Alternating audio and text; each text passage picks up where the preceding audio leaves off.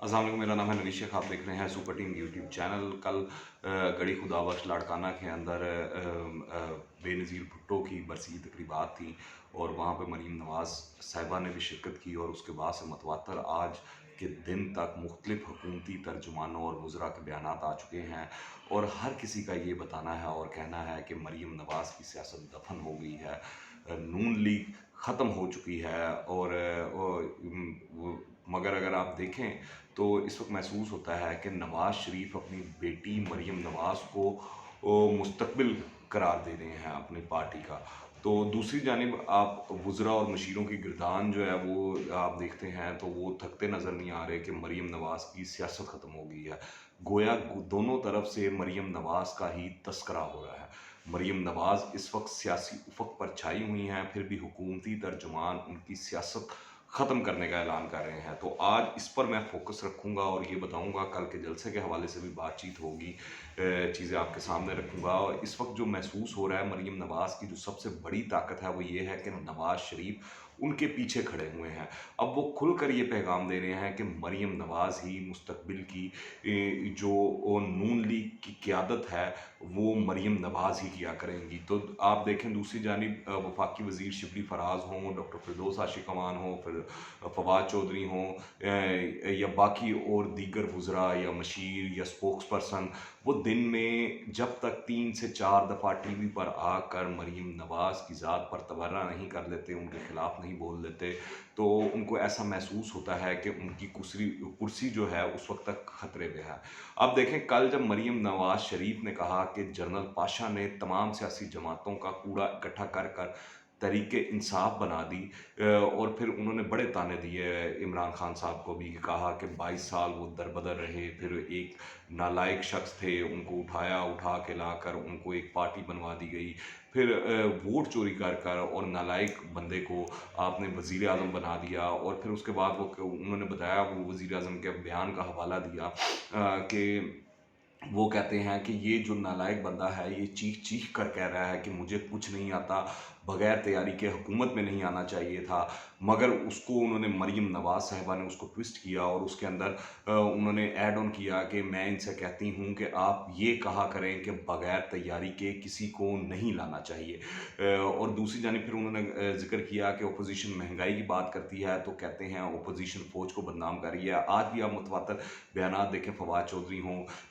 उन्होंने वो पंजाबी कार्ड खेलने की कोशिश की और कहा कि जो है पंजाब मुखालिफ बयानियाँ जो है पीडीएम उसको परवान चढ़ा रही है। फिर इसके बाद जो शिबली फराज हैं उन्होंने वो फ़ौज के हवाले से बात किया।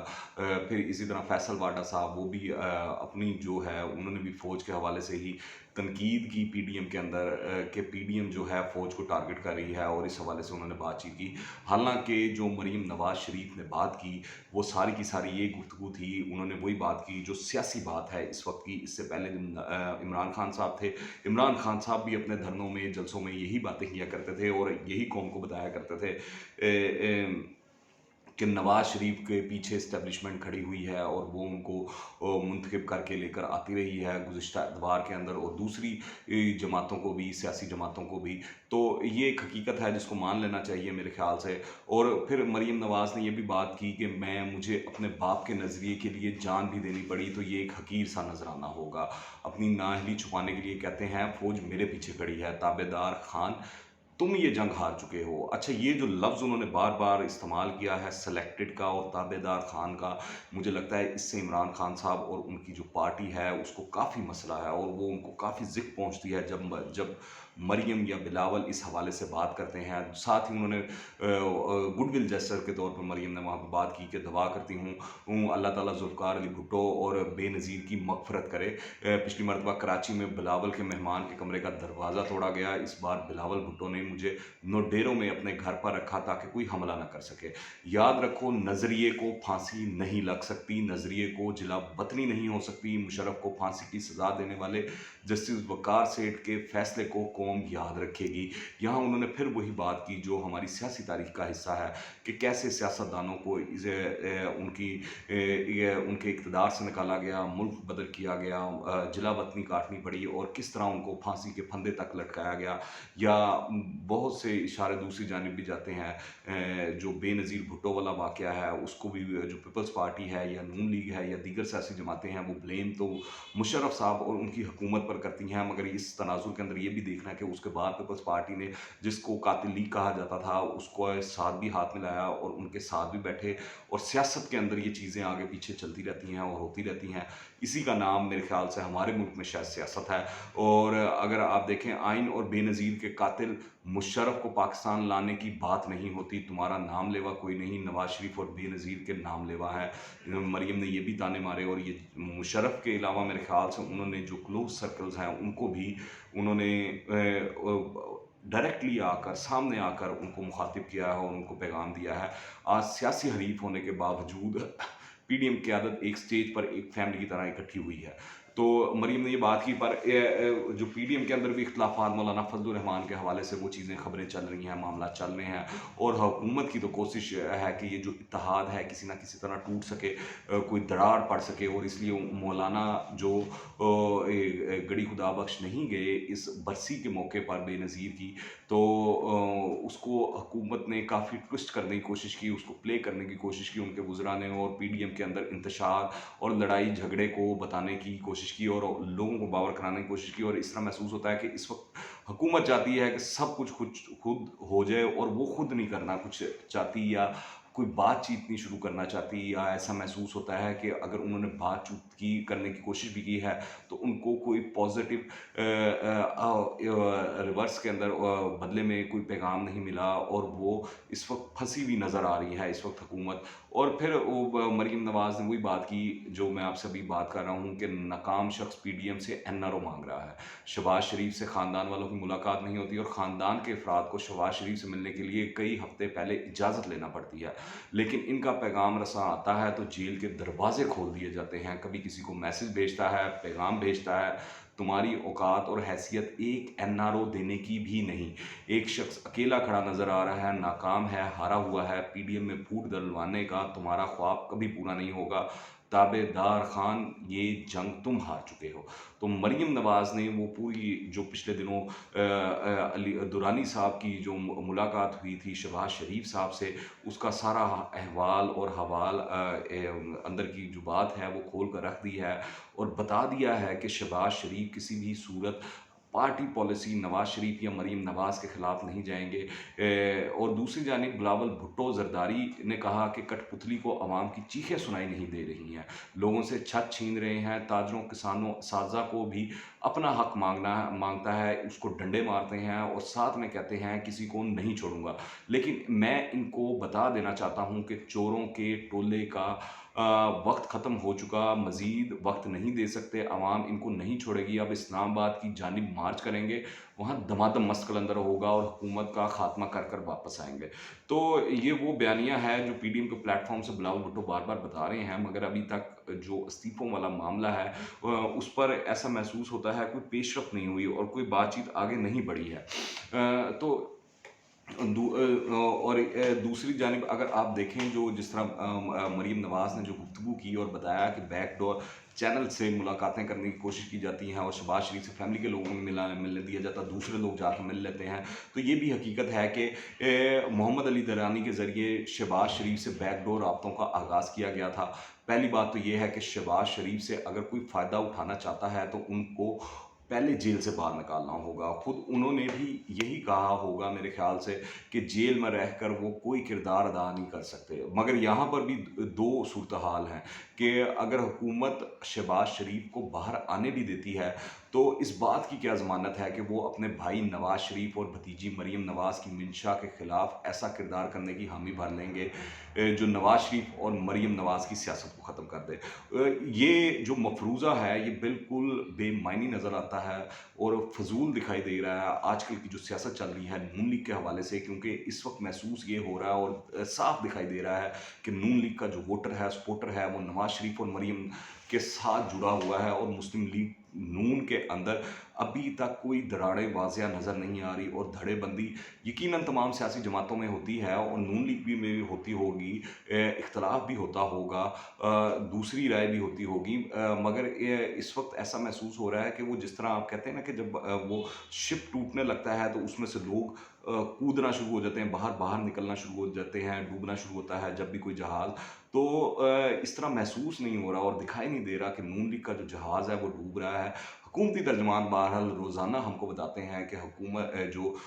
पीएमएल-एन है और पीडीएम का जो शराज़ा है वो बिखरने जा रहा है और वो टूट-फूट का शिकार है। मगर इस वक़्त ऐसी कोई सूरत-हाल नहीं दिखाई दे रही, ना नून लीग के लोग टूट रहे हैं, ना पीपल्स पार्टी के लोग टूट रहे हैं, ना दूसरी दीगर जमातों के टूट रहे हैं और पीडीएम के अंदर जो एक कंसेंसस हुआ है हुकूमत के खिलाफ, वो ऐसा महसूस होता है तमाम जमातें उस पर खड़ी हुई हैं, उस पर यकजा हैं। और दूसरी जानिब आप देखें, बार बार जो हुकूमत की जानिब से कहा जाता है कि नवाज शरीफ की सियासत ख़त्म हो गई है, मरीम नवाज की सियासत ख़त्म हो गई है, तो आप देखें आज भी मुस्लिम नून के अरकान ने असम्बली पके हुए बेरों की तरह हुकूमत की झोली में नहीं गिर रहे हैं। जैसा कि दूसरे हम अदवार में, गुज़िश्ता अदवार में देखते रहे हैं कि जब भी किसी सियासी जमात बुरा वक्त आता है तो वो हुकूमत के साथ कोशिश होती है उस तरफ जाएं, उस तरफ जाते हैं। आप देखें एक भी असम्बली रुकन जो नून लीग का है वो अभी तक बागी नहीं हुआ। जिस किसी ने कोशिश की इसके सर पर लोटे सज गए, कहने मतलब आप देखें पंजाब असम्बली में एक इस तरह का वाक़या होने की कोशिश हुई थी, तो हमने देखा कि जो मेंबराने असम्बली हैं सूबाई असम्बली हैं वो गए और उन्होंने वो लोटे लेके चले गए और जिनमें वो पंजाब की, मेरे ज़हन से नाम निकल रहा है, खातून है नून लीग की, ख़वातीन की सीट पर मुंतखब हुई हैं, उज़मा बुखारी साहिबा, वो पेश थी इस मामले के अंदर। और आप देखें शहबाज शरीफ और हमजा शहबाज तो जेल में हैं, फिर मुस्लिम लीग नून क्यों मुत्तहिद है ये भी देखना ज़रूरी है। ज़ाहिर है इसके पीछे नवाज शरीफ का हाथ है और मरीम नवाज़ खड़ी हुई हैं अपनी जमात के साथ। वज़ीर मशीर अगर सुबह और शाम मरीम नवाज़ का ज़िक्र करना बंद कर दें तो शायद मरीम नवाज़ का हवा थोड़ा कम हो जाए, उनकी सियासत शायद नीचे आ जाए और वो डिस्कस होना कम हो जाए। और लोग हमसे गिला करते हैं कि आप मरीम की बात करें, बिलावल की बात करें, पीडीएम की बात कर रहे हैं, तो हुज़ूर अर्ज़ ये है कि जब हुकूमती तर्जुमान और हुकूमत के सर पर सवार पीडीएम होगी, मरीम नवाज़ होगी, बिलावल भुट्टो होंगे, मौलाना फजलुर रहमान होंगे, तो हमको भी वही बात करनी पड़ेगी, हमको भी वही देखना पड़ेगा, वही चीज़ें ढूँढनी पड़ेंगी, वही एंगल निकालने पड़ेंगे। तो सूरत हाल ये है इस वक़्त जो मरीम नवाज़ हैं और पीडीएम है हुकूमत के सर पर सवार हैं और मीडिया पर छाए हुए हैं। अब तो ऐसा लगता है कि वो हर वक़्त ये ख्वाब देखती है हुकूमत कि कब मरीम नवाज़ की सियासत ख़त्म हो और वो भंगड़े डालकर इसका ऐलान करें और क्रेडिट लेना शुरू कर दें। हालाँकि बज़ाहिर वो ना तो ऐसी सियासत कर रहे हैं और ना ही ऐसा कोई काम कर रहे हैं कि मरीम नवाज़ की सियासत ख़त्म हो जाए और नून लीग का बयानिया दफ़न हो जाए या नवाज़ शरीफ का बयानिया दफ़न हो जाए। वज़ीर आज़म इमरान खान, उनके मशीरों और वज़ीरों को ये बात समझनी चाहिए कि अब बातें करने का वक्त गुज़र चुका है कि नवाज़ शरीफ और मरीम नवाज़ ने मुल्क लूटा और इस माल को बचाने के लिए हाथ पाँव मार रहे हैं। ये सब कहानियाँ हैं, ये सब बातें अवाम सैकड़ों बार सुन चुके हैं। इसके बावजूद अगर वो नवाज़ शरीफ की बात सुनते हैं, उनको वोट देते हैं, मरीम नवाज़ की तकरीरों पर सर धरते हैं, तो इस मामले को अब किसी दूसरे तरीके से हुकूमत को देखना होगा। पाकिस्तान में ऐसी कोई मिसाल नहीं है, किसी की सियासत ख़त्म हो गई हो इन करप्शन इल्ज़ामात और इन चीज़ों की वजह से। मिसाल मैं आपको दे देता हूँ, एक ज़माने में आसिफ अली ज़रदारी साहब को जब नून लीग का दौर था तो उनके ऊपर काफ़ी पर्चे भी थे, वो जेल में भी थे और सारी दुनिया जानती है, उनको मिस्टर 10% कहा जाता था और ये समझ लिया गया था कि पीपल्स पार्टी और आसिफ अली ज़रदारी की सियासत ख़त्म हो चुकी है और अगर आसिफ अली ज़रदारी पीपल्स पार्टी को लीड करेंगे तो पीपल्स पार्टी किसी भी मुकाम तक या किसी भी तरह वो सियासत में नहीं रह सकेगी, उनकी सियासत ख़त्म हो जाएगी। मगर फिर सब ने देखा, वो उनकी पार्टी ने इलेक्शन भी जीता, वफाक में हुकूमत भी बनाई, आसिफ अली ज़रदारी सदर भी बने, 18वीं तरमीम भी पास हुई। और आज भी अगर आप देखें तो पीपल्स पार्टी के ऊपर आसिफ अली ज़रदारी की अच्छी खासी गिरफ्त है और लोग इंटैक्ट है। चाहे पंजाब के अंदर उनकी उस तरह पॉपुलैरिटी ना रही हो या वो पीपल्स पार्टी सिंध तक महदूद रह गई हो, मगर आप देखें कि वो इंटैक्ट है आसिफ अली ज़रदारी साहब के साथ। तो मेरा मानना ये है कि करप्शन के इल्ज़ामात हों, वो सारों पे इल्ज़ामात लगते रहे हैं। जो मौजूदा हुकूमत है इमरान खान साहब की, इनके दौर में भी बहुत बड़े-बड़े स्कैंडल्स आ रहे हैं और आगे आने वाले 2 सालों में शायद मज़ीद अभी आएँ। और बहुत बड़े-बड़े इल्ज़ामात लग रहे हैं, वो चाहे चीनी हो, आटा हो, या अभी हालिया पोल्ट्री वाले मामले के अंदर वो तो इल्ज़ामात, तो मालम जब्बा केस हो या बीआरटी हो, इमरान खान साहब की हुकूमत पे भी इल्ज़ामात लग रहे हैं। मगर सवाल ये है जब तक वो इल्ज़ामात साबित सूरत नहीं हो जाते, तो हम कैसे मान लें? तो इसी तरह यही फार्मूला नवाज़ शरीफ, मरियम नवाज़, बिलावल भुट्टो, आसिफ अली ज़रदारी और उनकी जमातों के ऊपर भी है, मौलाना फजलुर रहमान पर भी है। हमारी सियासत का एक अलमिया ये है कि हमारी सियासत में करप्शन और ये इल्ज़ामात को सियासत में इस्तेमाल किया जाता है मुखालफिन को ज़ेर करने के लिए, जो बिल्कुल अच्छी रवायत नहीं है। मगर लोग और आवाम ये समझ चुके हैं कि उनके लिए क्या बेहतर है और क्या नहीं बेहतर है। इस वक्त जो आवाम देख रहे हैं वो सिर्फ ये देख रहे हैं कि उनकी ज़िंदगियों में सुकून कौन ला सकता है, कौन लेकर आया है। और जिस तरह के होता आया है कि हर दौर के अंदर जो लोग हैं अपने जो मौजूदा दौर होता है उसको गुज़िश्ता दौर से कंपेयर करने की कोशिश करते हैं। तो जब वो कंपेयर करते हैं तो किसी भी सूरत इमरान खान का जो मौजूदा दौर गुज़र रहा है, पीटीआई की हुकूमत का मौजूदा दौर जो गुज़र रहा है, वो किसी भी सूरत गुज़िश्ता एतबार से बेहतर दिखाई नहीं देता। तो जो मर्ज़ी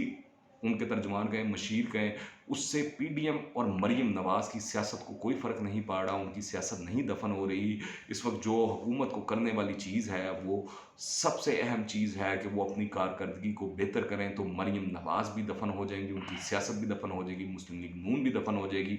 मुस्लिम लीग नून की सियासत भी दफ़न हो जाएगी, नवाज़ शरीफ का बयानिया भी दफ़न हो जाएगा, पीपल्स पार्टी जो है उसका बयानिया भी दफ़न हो जाएगा, बिलावल भुट्टो की सियासत भी ख़त्म हो जाएगी और शायद इन पार्टियों का सफाया भी हो जाए। मगर उसके लिए ज़रूरी सबसे पहली चीज़ है कि तहरीक इंसाफ ऐसी कारकर्दगी आवाम के सामने पेश करे कि लोग जब उसको कंपेयर करें गुज़िश्ता एतबार से, तो वो उनको मौजूदा दौर गुज़िश्ता अदवार के मुकाबले में बहुत बेहतर दिखाई दे। तो ये मेरी राय है, आप क्या राय रखते हैं नीचे कमेंट्स में बताएं। और अगर आपने अभी तक इस चैनल को सब्सक्राइब नहीं किया तो इस चैनल को सब्सक्राइब करें, बेल आइकन को प्रेस करें ताकि ताज़ा तीन अपडेट्स और नई वीडियोज़ आपको बर वक्त मिलती रहें। और अगर वीडियो पसंद आए तो लाइक करें और ज़्यादा से ज़्यादा शेयर करें।